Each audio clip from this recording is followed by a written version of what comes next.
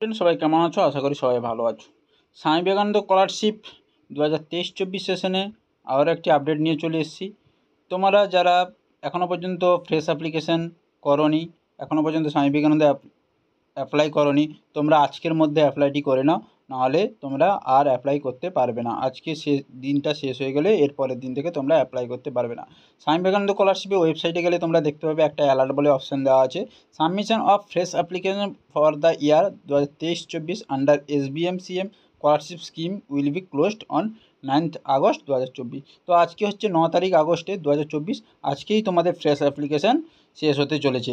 তাই তোমরা যারা এখনও পর্যন্ত অ্যাপ্লাই করনি তারা অতি অবশ্যই আজকের মধ্যে অ্যাপ্লাই করে নাও, নাহলে তোমরা আর অ্যাপ্লাই করতে পারবে না, আর স্বামী বিবেকানন্দ স্কলারশিপের টাকাটাও তোমরা পাবে না।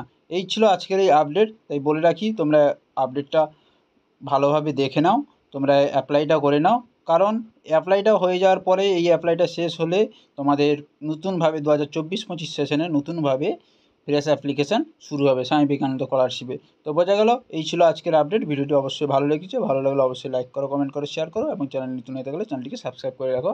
পরের ভিডিওতে দেখা হচ্ছে।